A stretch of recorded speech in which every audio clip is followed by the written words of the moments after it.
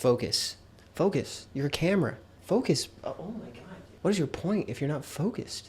Summoner's War is turning 9 years old, and the same event that's letting you choose a Nat 5 to take home is also letting you choose an LD Nat 3. So I've assembled a list of the top 9 LD Nat 3s for new players. And I'll have the video on the Nat 5s linked at the end. I think it's unfocused.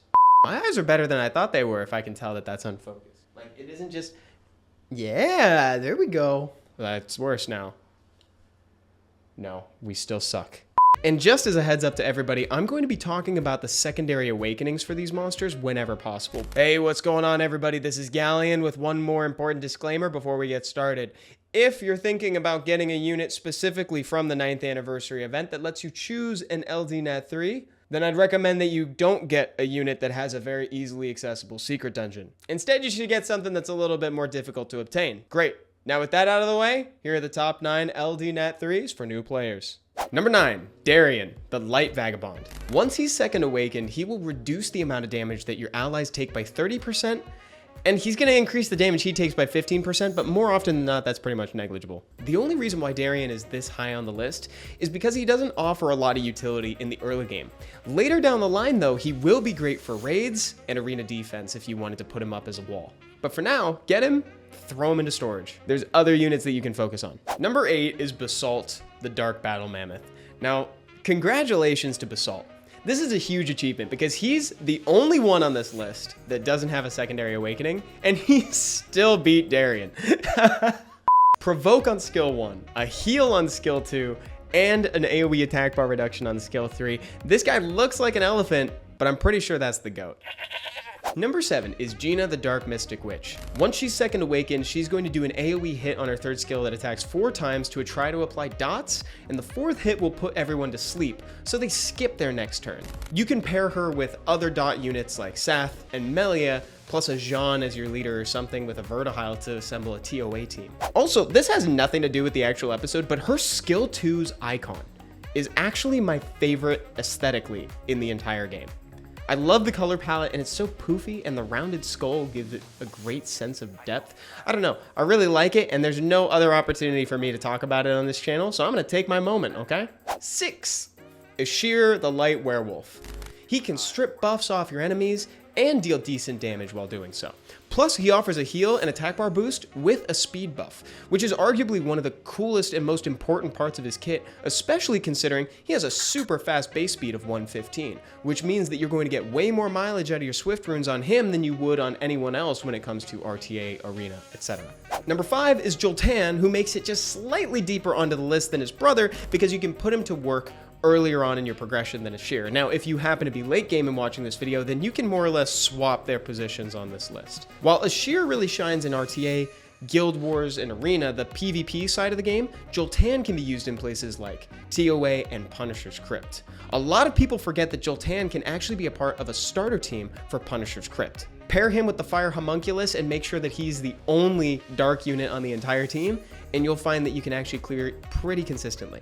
Now, the reason that I mentioned TOA earlier is because if you find that you're having trouble with a floor that features heavy light units or a boss that's light, if you throw Joltan in as a similar situation to Punisher's Crypt where he is the only dark unit on your team, then you might have a better time clearing the dungeon.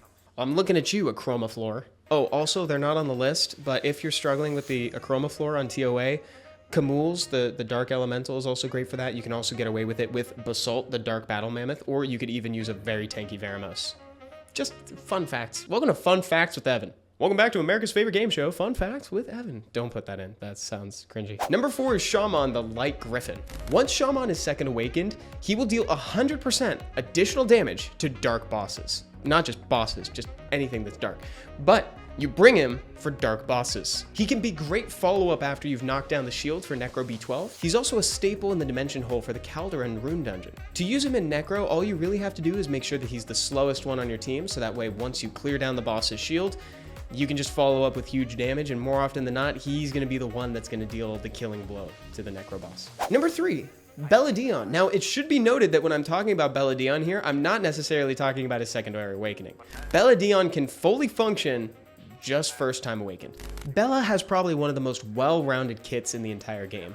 Belladion's skill 1 defense breaks, skill 2 strips, skill 3 attack bar boosts and heals.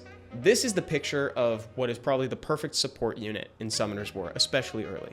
You can use Belladon as a secondary strip option for Dragon's B12 if you're having a hard time clearing it. Number 2, Thrain the Dark Grim Reaper. Thrain has a place in TOA. A skill 2 that has non-hitting dots on it is insanely beneficial to you, especially if you pair him with Sath, the Fire Grim Reaper who doubles dot damage.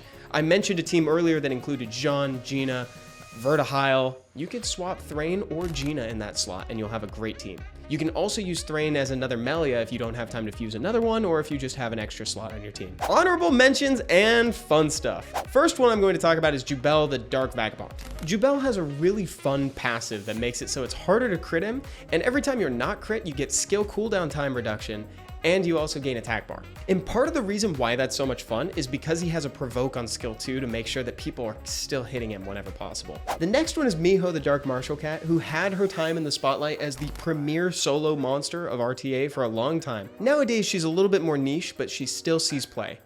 If you see a team that has a lot of critting units, then you can still bring Miho for a chance to solo the whole team. Next is Cha-Cha and Shushu. Both of them are really cool units. The easiest way for me to describe Cha-Cha is she's kind of like a mini version of the Dark Lightning Emperor.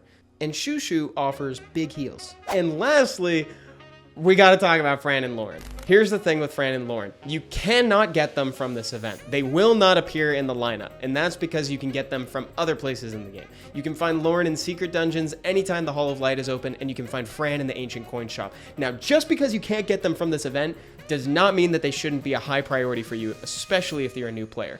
But I'm gonna say it again, you can't get them from this event, but I still think they deserve a place on the list because, like, dude, you gotta get them. Number 1 is Crow the Dark Inugami. Crow offers extremely accessible and reliable damage, especially in the early game. He's probably the best 2A that you can get right away. And he's gonna age really well with your account. You're gonna still use Crow everywhere later down the line. And that's the list, so let me know if my list looks like yours and tell me who you eventually ended up picking out from the event. Later.